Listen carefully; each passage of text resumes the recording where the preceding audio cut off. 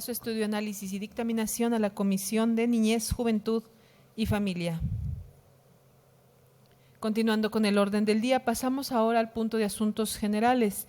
Tiene la palabra la Asamblea. Diputada Presidenta, sí, para que registre mi asistencia a Medellín Nieves y deje sin efecto mi justificante, por favor. Con gusto, diputado Nieves, dejamos sin efecto su justificante. Le pido, diputado, si es tan amable, por favor me apoye, diputado Nieves, me apoye como primer secretario, si es tan amable. Aprovechando. Y le pido, me haga favor de justificarme la ausencia del diputado Gerardo Pinedo Santa Cruz, quien acaba de abandonar hace un momento el Pleno para atender una reunión con maestros de Valparaíso y Fresnillo del Distrito 7. Si es tan amable, por favor, diputado. Claro que sí, diputada. Gracias, diputado. En el tema de asuntos generales, los diputados que deseen participar, sírvanse registrarse ante esta mesa directiva señalando el tema o asunto a tratar. Les informo que previamente se ha registrado el diputado José Luis Figueroa Rangel con el tema análisis. ¿Alguien más? Ramírez Muñoz. Armando Delgadillo. Su Santa tema, Cruz diputado, Márquez Zulema Yunuen, por favor. Diputado Ramírez Muñoz. Trabajo legislativo.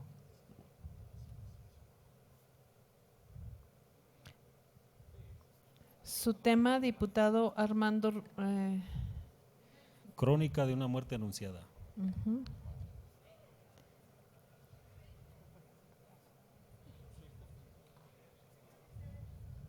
Su tema, diputada Zulema Santa Cruz.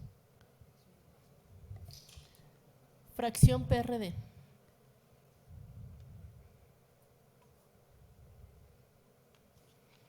¿Nadie más?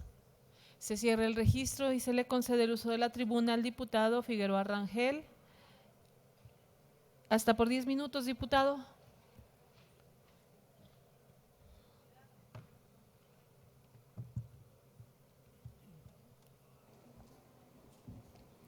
Muchas gracias, diputada. Con su permiso. Adelante.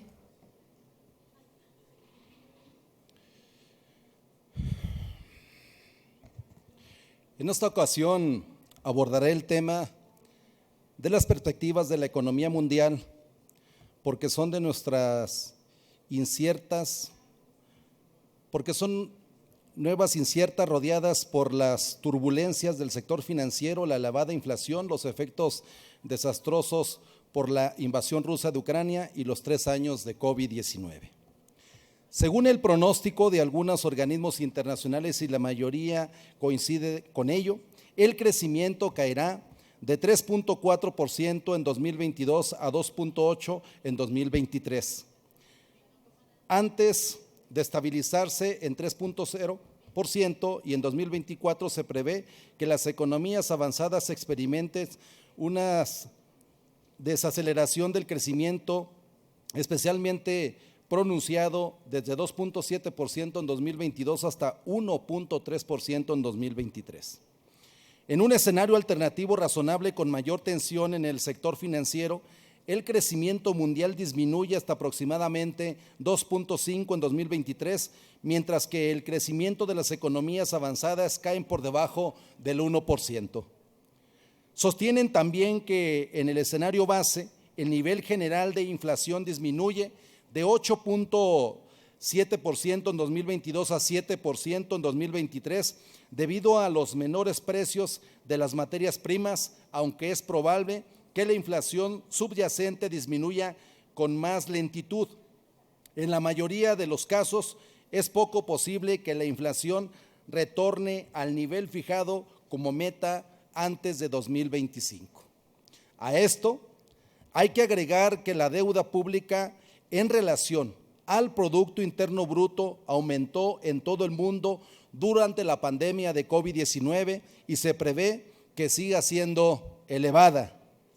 Otros análisis dan a conocer que en el año 2000 el gobierno estadounidense tenía una deuda de 3.5 billones de dólares, equivalente a 35% del Producto Interno Bruto, y para 2022 la deuda ascendió a 24 billones de dólares, es decir, 95% del Producto Interno, lo que ha sumido a Estados Unidos de Norteamérica en una crisis profunda. Nunca se había visto esto. ¿A qué se debe esta deuda descomunal de los Estados Unidos? A las guerras que ha impuesto a varios países del llamado Tercer Mundo, guerras prolongadas de las que siempre sale derrotado. Para medio salir del atolladero, como ustedes saben, se está maquilando un acuerdo que reduce el gasto público y no contiene nuevos impuestos, que debe ser votado por la Cámara Representativa y senadores. Según notas periodísticas, demócratas y republicanos han alcanzado un principio de acuerdo para elevar el techo de la deuda y evitar que Estados Unidos entre en suspensión de pago. El mandatario Joe Biden confirmó que los equipos de negociación de ambos partidos tienen la tarea de finalizar el texto legislativo que será votado tanto en la Cámara de Representantes, controlada por los republicanos, como en el Senado, controlada por los demócratas. Dijo textualmente: insto encarecidamente a ambas cámaras a que aprueben el acuerdo de inmediato. Diputadas y diputados, dentro del sistema de producción capitalista mundial se siguen dando las contradicciones inherentes al mismo, descubiertas por Marx y Engels y actualizadas por Lenin en su etapa de imperialismo. Esta última etapa es en la que se encuentran los países capitalistas más desarrollados del mundo. Por esto, ya no padecen crisis cíclicas, sino permanentes y cada vez más profundas. Dentro del bloque de países imperialistas, los Estados Unidos siguen siendo la potencia líder por excelencia, pero independientemente de que surjan contradicciones entre ellos, siempre terminaban poniéndose de acuerdo cuando algún país no permite el saqueo de sus riquezas naturales y humanas. Cualquier país que lleve a cabo una política económica y social independiente y soberana es una víctima potencial de la agresión militar, económica o mediática de algún poder imperial o un conjunto de ellos. Con la llegada de Joe Biden a la Casa Blanca, no han cambiado los objetivos imperialistas, sino los métodos y prioridades. La política de agresión a través de guerras, bloqueos o sanciones económicas continúa intacta. Concordando con la necesidad de las metrópolis imperialistas de exportar sus bienes y capitales, como bien señala Lenin en su estudio sobre el imperialismo, la principal motivación de la agresión imperialista sigue siendo la de asegurar el dominio de los mercados, mano de obra barata y recursos materiales de los países víctimas de la depredación. Para esto es importante, por supuesto, y como objetivo paralelo imperialista, evitar cualquier tipo de revolución social en dichos países que pongan en peligro el acceso a las fuentes de riqueza mencionadas. Como consecuencia del calentamiento global, el adelanto tecnológico, el agotamiento de los recursos no renovables y la paulatina reconversión de energías renovables, los objetivos materiales y geoestratégicos que buscan asegurar el imperialismo también se han modificado. Estos objetivos tienen cada vez más relación con los insumos necesarios y aplicables al campo de las energías renovables, la bio y cibertecnología y las telecomunicaciones. Así pues, sustancias y elementos como el agua, litio, estaño, bismuto, itrio, disprosio, terbio y el silicio entran a formar parte de los objetivos estratégicos a asegurar en los próximos años por las potencias imperialistas.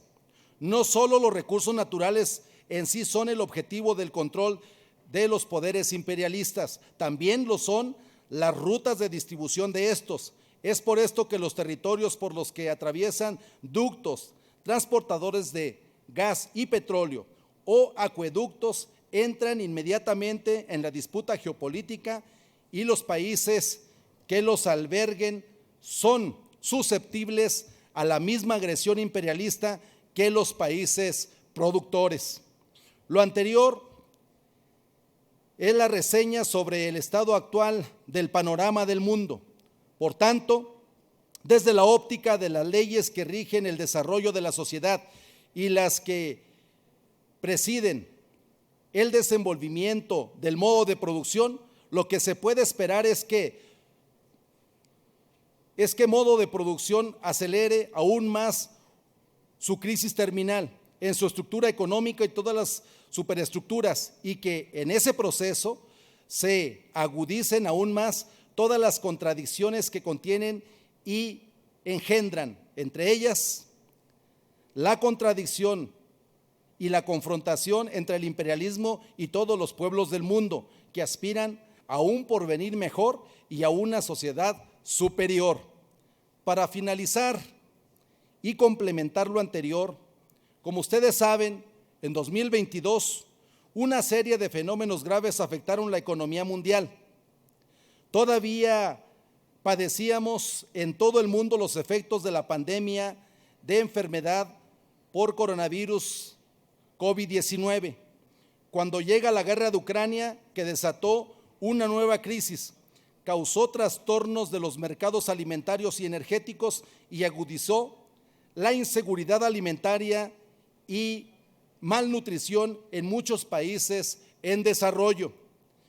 La inflación en alza acarreó un grave deterioro en los ingresos reales y una crisis del costo de la vida a nivel mundial que ha sumido a millones de personas en pobreza y la penuria económica. Al mismo tiempo, la crisis climática siguió causando grandes estragos, pues las olas de calor, los incendios forestales, las inundaciones y los huracanes infligieron daños económicos inmensos y generaron crisis humanitarias en nuestros países. En fin, los países poderosos enfrentan estos problemas tratando de asumir el saqueo de los países débiles y estos oponiendo resistencia y buscando nuevas vías de desarrollo.